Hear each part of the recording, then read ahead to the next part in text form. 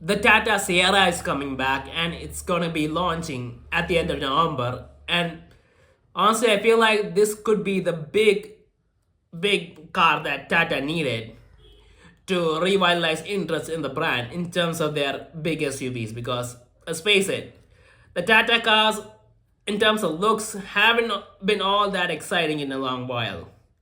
I mean, the Safari and the Harrier, they are big SUVs, but in terms of looks, in terms of the presence, when you compare to the competition, they just don't seem to have it. And that seems to be something that's going on with a lot of Tata cars. But this thing could change it, and it needs to change it because of the competition, like the new electric Mahindras. I mean, those cars are insane looking, so modern and futuristic that it makes the Tata cars look a little old fashioned.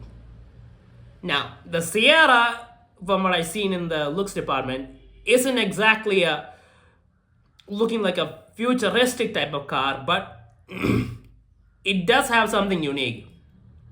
It looks like a modernized version of the traditional cars that we all liked, especially me with the headlights and all that are higher up, as opposed to being down low, which I don't like. And some people like it, but I don't like it. And this thing feels like a traditionally boxy looking, muscular looking car that looks more modern.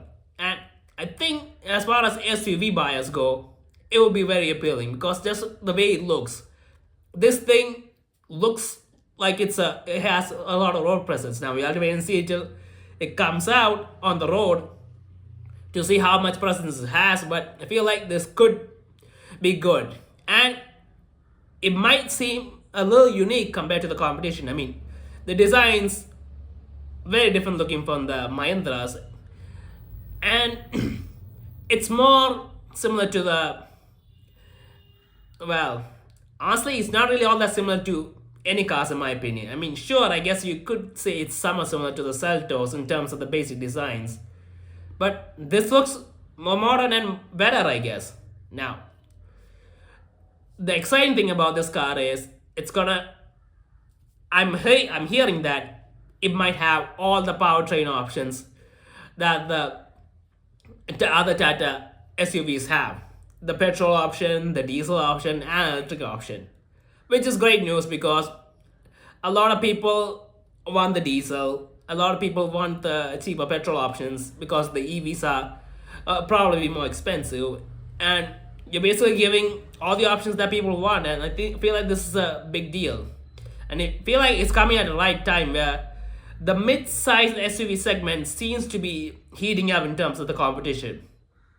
Honestly, feel like what the competition was like for the combat SUV segment a while back. I feel like the mid-size SUV segment is the new place where you want to compete. And compared to the competition, this thing, depending on the pricing, could be a great value proposition. Now we don't know what the pricing is. I'm hearing that it might be from 12 to 20 lakhs ex showroom price, and if that's the case, it's a pretty decent price, and it seems like it could be very competitive with some of the other cars.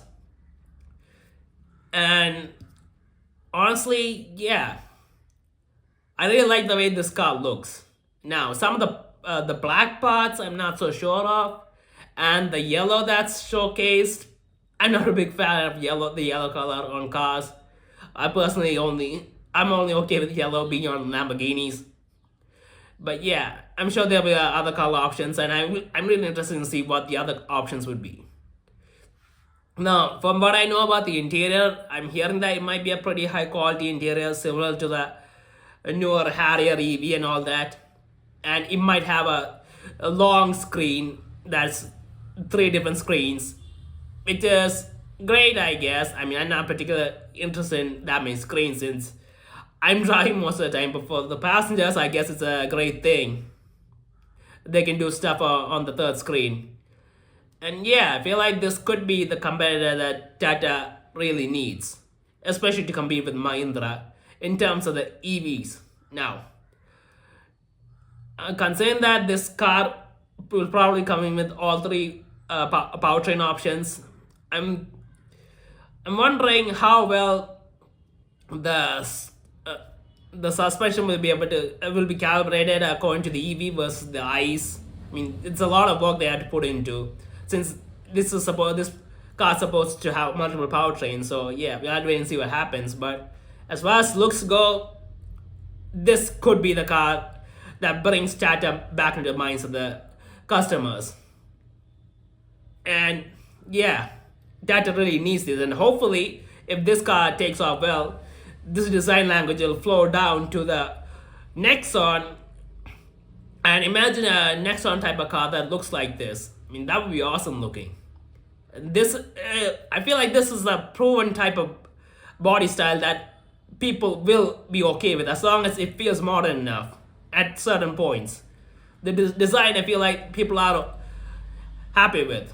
People like the boxy design because to them it makes the car look bigger and massive. And when you're paying that much money for a car, you want it to look as big as possible in the Indian market. You want to feel you when you show it off to your friends and all that, friends and family and all that.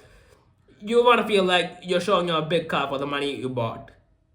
And yeah, this could be the huge breakthrough Tata needs. So let's wait and see what happens when the new Sierra comes out, and hopefully the prices are super competitive, and in which case maybe we might be able to bring this car on road for under 16 lakhs. And that's the case, it would be huge, and I'm sure these cars will sell really well. But let's wait and see what happens with that, I guess. But I'm also really hopeful, and Tata really does need this. I mean, it really does. It's not really all that. Yeah, I'm not gonna go into that, but it really does need it. So let's wait until the end of November, I guess. And hopefully they showcase the car in a different color other than the yellow one. That's more of an awesome color. I know yellow is more striking, but I'd like to see it in another color. So yeah, let's wait and see what happens when the car comes out.